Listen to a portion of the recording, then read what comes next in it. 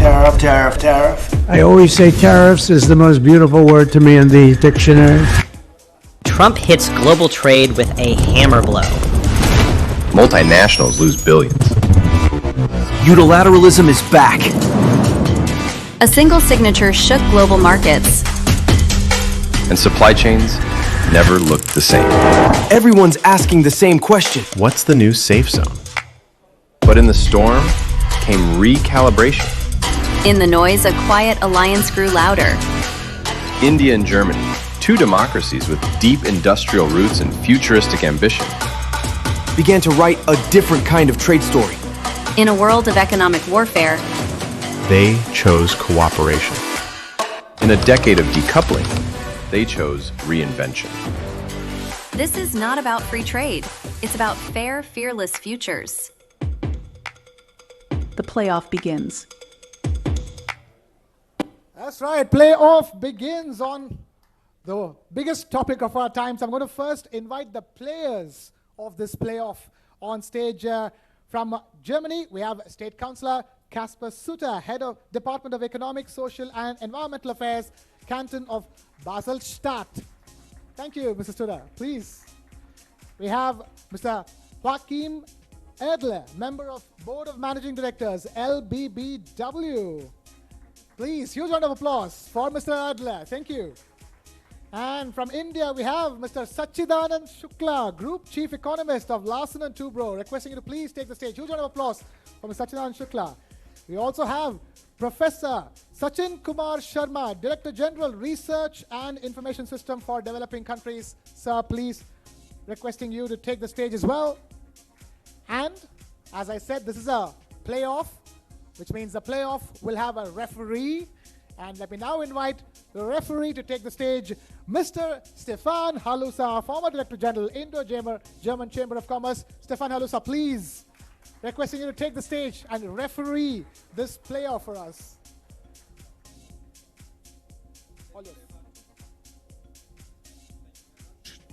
Now? Yeah, now it works. Thank you very much. And of course, a very good evening, good afternoon. Evening is later today. We're looking forward to that. But now we would like to talk about and spice the conversation up a little bit by talking about trade agreements and trade wars happening at the same time. The scene has been set. Obviously, this whole discussion has been triggered about a year ago. And I remember last year when we met here for the first News9 Global Summit, Mr. Trump had just been re-elected into the office of the President of the United States, and we all know how often in his campaign he has mentioned the fact that he's going to impose tariffs right after the elections.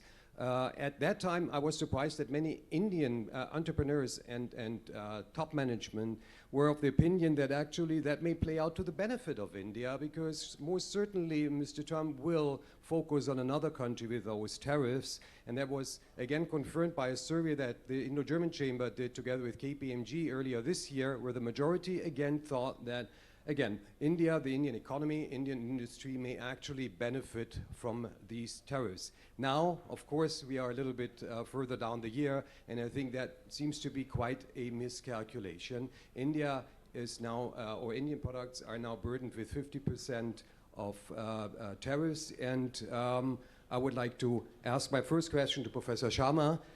You are in your function as the Director General of an Indian think tank also observing, you're monitoring these mega trade agreement negotiations. Now, where are we with the discussions between, or negotiations between the US and India? Is there any progress? Can we expect an agreement sometime soon? After all, it has hit India quite hard. Thank you very much, and thanks TV9 for inviting me for this wonderful event. On this Trump tariff, one or two things which I would like to mention about this. Yes, this is a very uncertain time, and even if you are trading with any country, there are trade issues are there with many countries, but this trade issue need to be tackled with negotiation, with dialogue.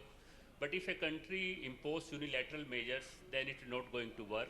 It is going to create more uncertainty, and it's not good at all for any country.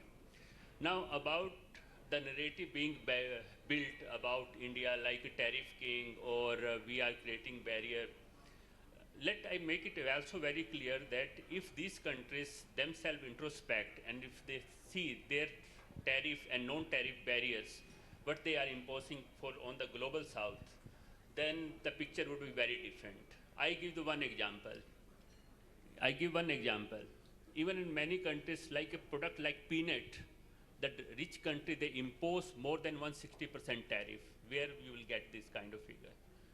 The problem is that to make a narrative that the country is a protectionist and then they wanted to make or take market access, that is not going to work. For this, we all countries need to understand the sensitivity of each other. And if we are not able to understand the sensitivity of each other, then it's not good for any country. We need to believe in the rule-based multilateral system. That's what we are believing. There need to be a rule-based world order, and this world order should not be dictated by the unilateral action.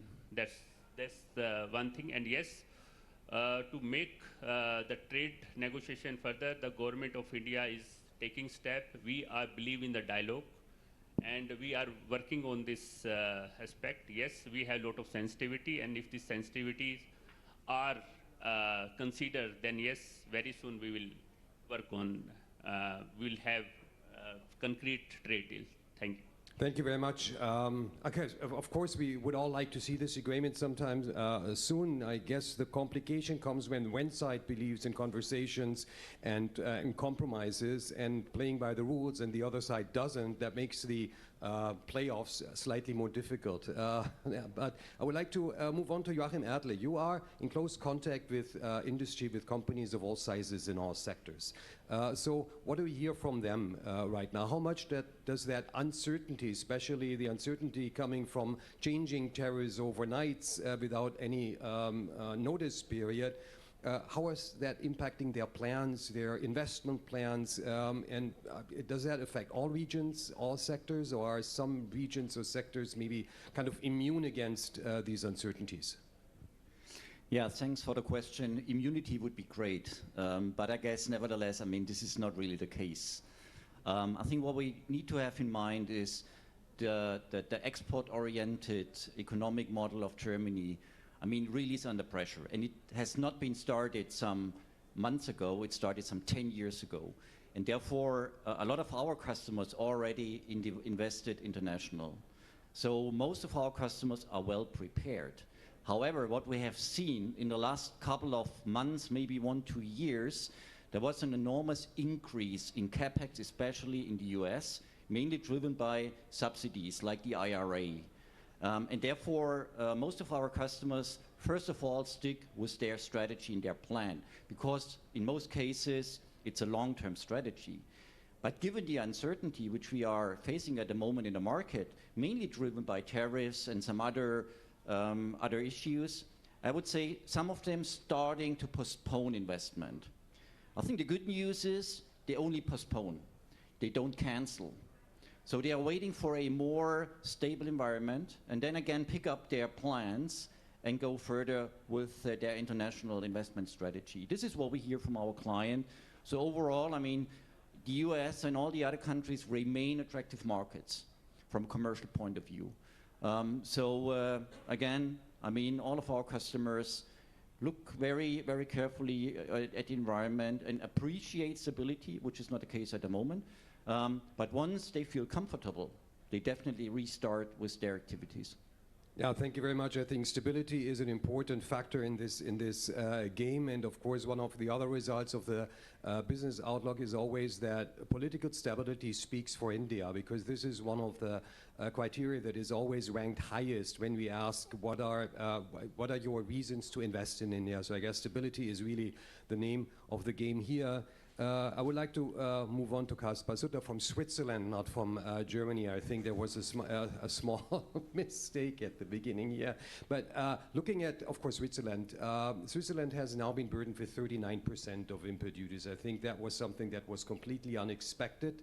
Now there is the threat, at least, to impose another 100% of tariffs on pharmaceuticals, which I guess would hit the industry in China, in Switzerland quite hard, especially also in and around Basel.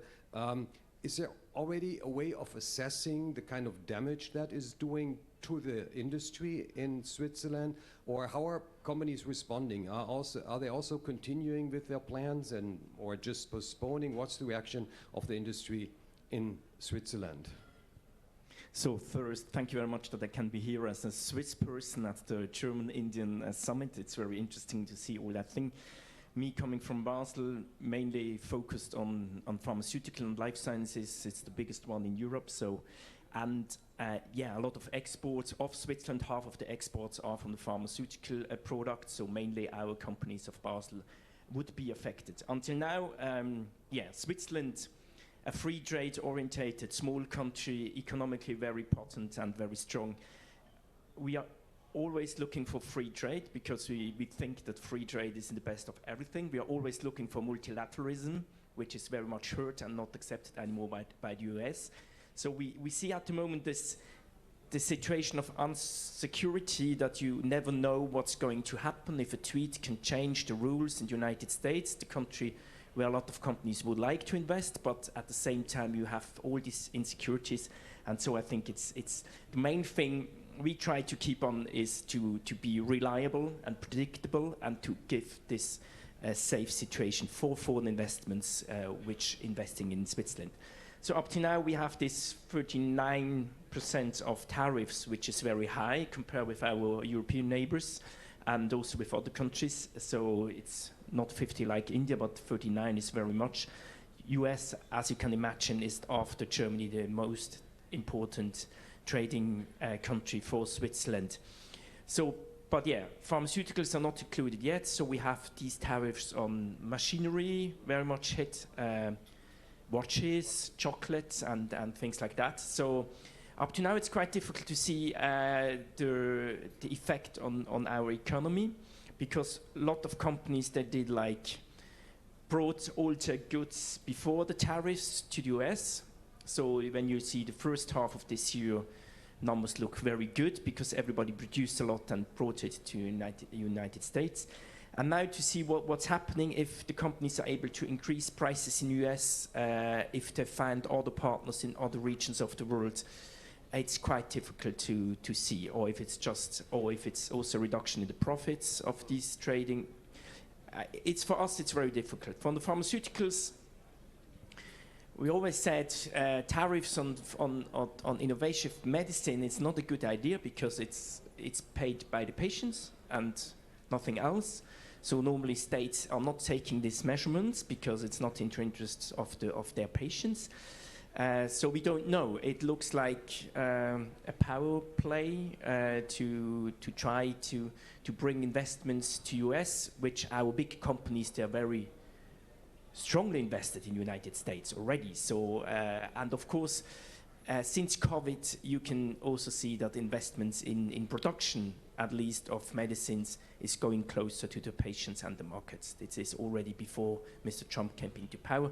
So I think this is the shift we see globally, that medicines production is going closer to the patients. But yeah, up to now, to your main question, the impact on the economy, I can't really give you an answer at that moment. Yeah, thank you very much. And I would like to ask a similar question to Sachidan and Shukla. I mean, L&T has, if I remember correctly, 5 locations in the United States. So you're operating in the United States. Do you already see an impact on your business development, the operations in the US? Or what are you expecting in the months to come? Thank you, TV9 and the land.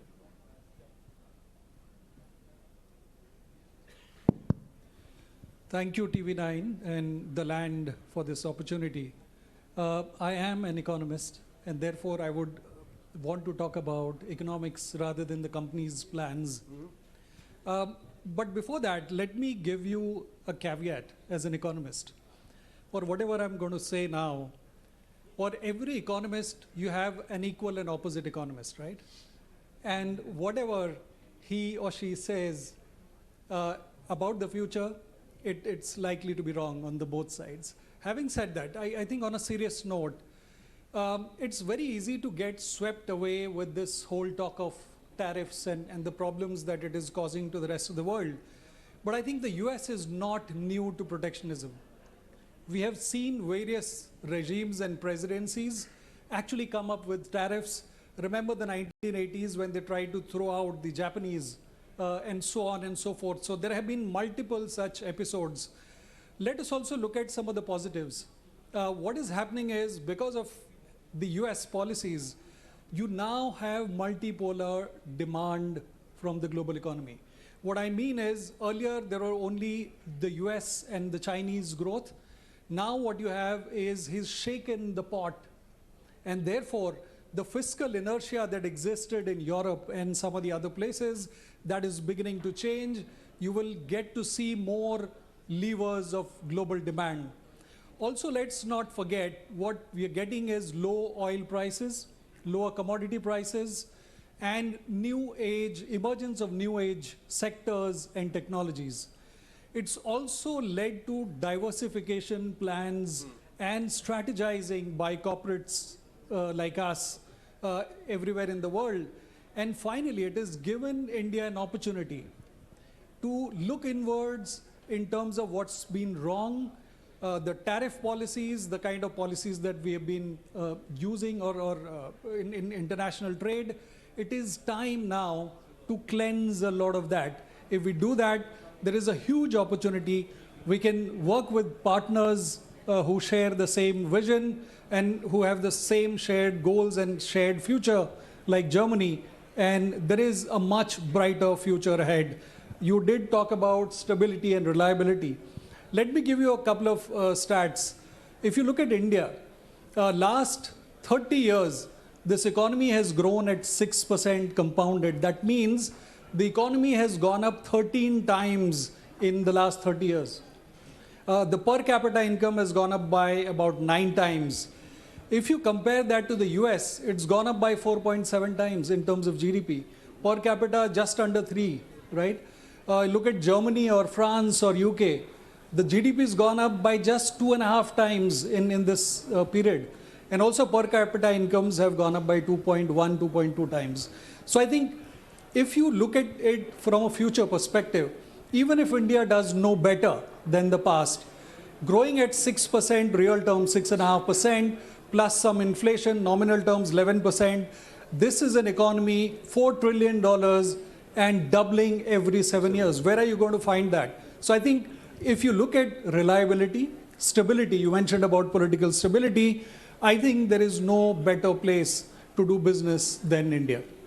Thank you very much. And also for now shifting the attention maybe more to the Indo-German or Indo-EU corridor. And I would like to take this up next with the question. I mean, we've heard this, the negotiations are ongoing between India and the EU now for some time. And we heard Mr. Šefčovič speaking this morning, and the Commissioner said that he's, I think, maximizing efforts, which is, of course, good news. But I listened very carefully. I didn't really hear any detail about the progress that we're taking. And I would like to start with Professor Sharma again. I mean, again, assuming that you're watching these negotiations, do you see the progress? And if so, can you indicate where the best or how the best known obstacles are being approach, like agriculture, CBAM, because these have been blocking, I think, the negotiations for a long time. And in addition, of course, now there's again the threat by the US of additional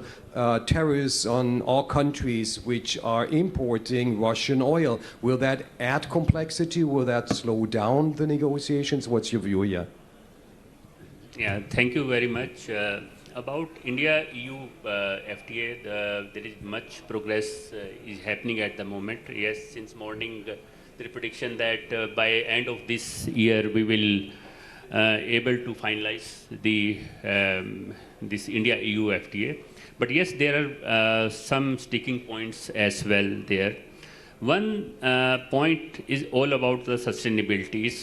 The sustainability means all sustainability, whether it's Indian or Germany or Swiss, but the approach to sustainability is very different, country to country. The definition is very different.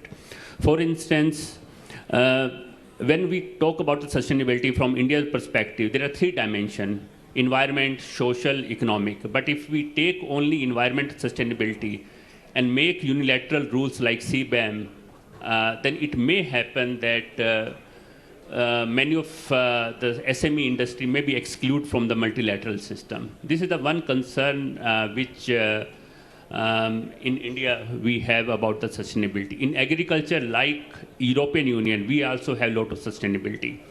I, being the negotiator of Government of India to the WTO for 16 years, I have seen the sensitivity of the European Union, where the US again and again they wanted market access in the European Union, but EU was reluctant to even to negotiate the market access. We also have the defensive interest, because we have millions of low-income or resource-poor farmers, and the livelihood, the life, the rural development, all is connecting with the agriculture.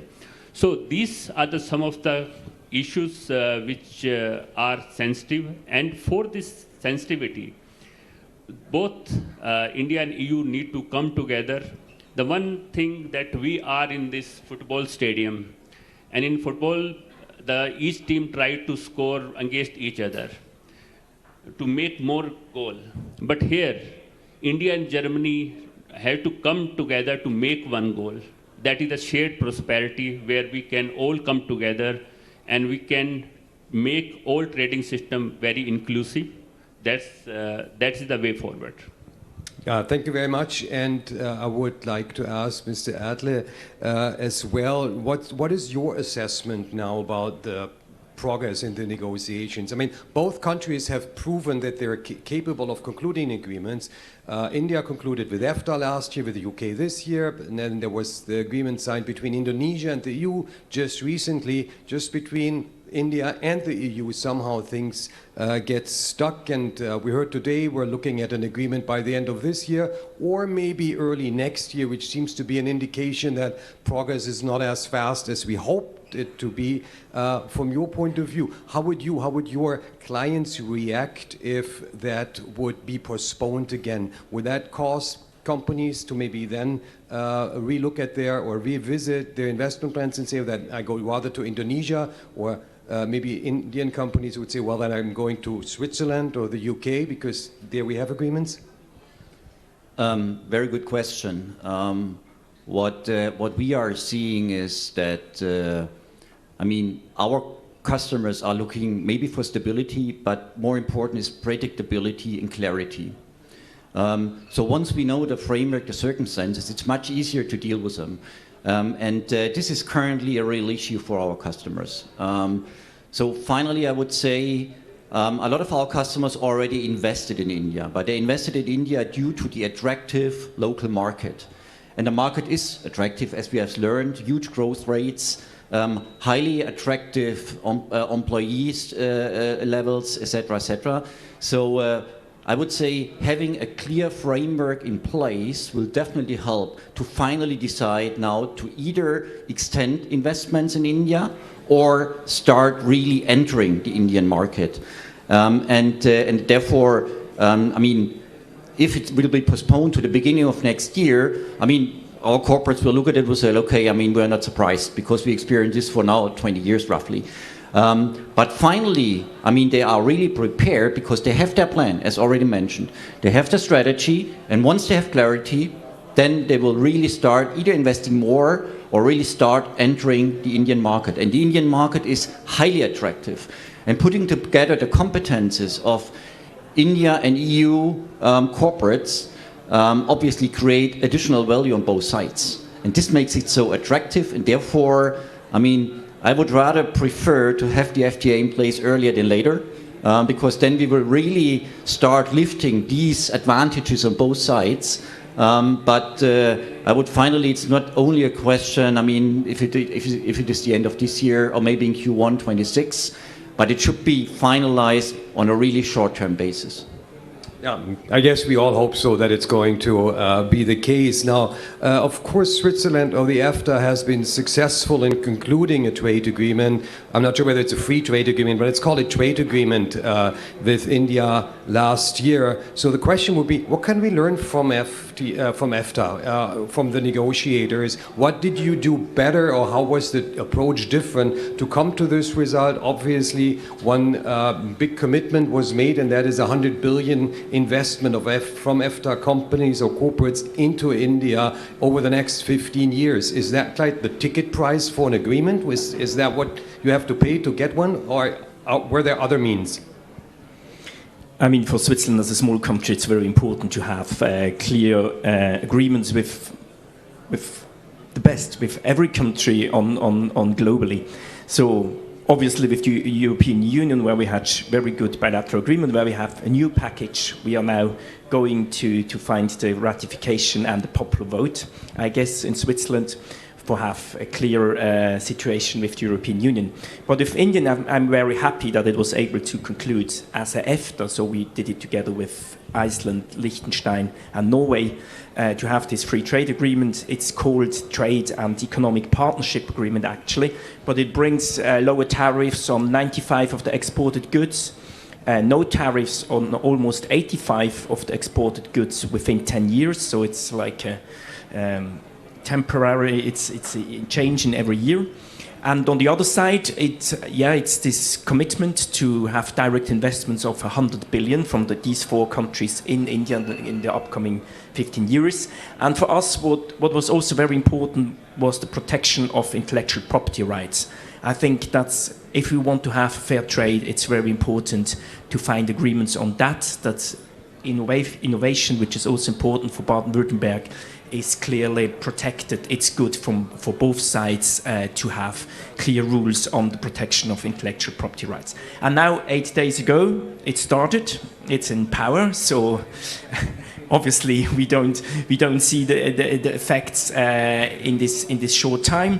But yeah, I'm convinced, because India is a growing market, very important with young population, that it will have a big impact on the trade on both sides and also on the investments on both sides. So normally when you're trading with each other, then you also start investing in the other country, which helps both sides. So I'm looking quite forward to that agreement we have as Switzerland with India, and I hope that it will strengthen the trading and the investment relations between the 2 countries. Yeah, thank you very much, Kaspar, because of course that's the expectation when you conclude an agreement. And so let's see about the progress. And I would like to ask Sajid Anand again about, from your point of view, when we look at the conclusion of the trade agreement, would that mean that also Europe gets much more attractive as an investment destination for Indian companies? Would you see that there is a lot of investment then coming from India into Europe? Hopefully, of course, Germany, hopefully Baden-Württemberg, but also other European countries. And or in the case of a failure, could that also mean that investments are going to Switzerland or to the UK or other countries India has an agreement with? It's never a good idea to let an economist stand between lunch and people, but I think it's very, very important to ask that question. If you look at the FTAs or the negotiations that we've been having forever, very, very important to understand what we are striving to achieve. As one of the largest blocks of economic growth, and if you look at India, it's soon going to become the 3rd largest, and so on and so forth. I think it's very important to understand the shared values, where we are going to in terms of, so while it may have taken us more than a decade to arrive at an agreement, but I think whatever we get, maybe this year or the next, I think is going to be good for the rest of the world. India, with its basic pillars of democracy and demand, is likely to be one of the forces of good for the rest of the world. And I think Europe can partner with India in its journey. And if you look at the way Indian economy is going to grow and multiple sectors. For example, just infrastructure. We have invested about $1 trillion in just the last 7 years, right? And the consumption market is about another $3 trillion. And all of this, if it is going to double every 7 years, it offers tremendous scope for investments and for shared prosperity going forward. And therefore, I think Indian companies, if you look at the FDI data, the last data that we had, outward investments have grown at a much faster rate. And that tells us that the ambition in this economy, the entrepreneurship is humongous. Also look at it the other way. If you look at the Indian IPO market, right, the primary market, what we've seen is it was the largest or the biggest such market in the world last year by value. And in terms of volumes, again, it was the largest. And therefore, if you look at not just the India macro story, right, which is the GDP and going on to become 7 trillion and doubling every 7 years, I think also look at the micro India story. Indian companies have an ROE of more than 20%, and which is second only to the United States. So India's story is backed by a macro and a promise of an economy that is going to double at 4 trillion every 7 years, and also a micro story where we have corporate governance, we have ambition in corporate India to grow, and I think this combination is going to be great for the partnership of EU and India going forward. Thank you very much. Thank you very much for that positive ending that you have just announced or explained. You already mentioned it. It's us between you and your lunch, and we're looking into many hungry faces. We got the sign already, so I would like to thank you. There are more factors that we had to leave out. I would have loved to speak about China as well and the implications there, but again, let's end on a positive note and take what you just said, the attractiveness of the market, and of course the great potential of the Indo-German, Indo-European collaboration. Thank you very much. Thanks for your insights. Thank you for listening, and thank you.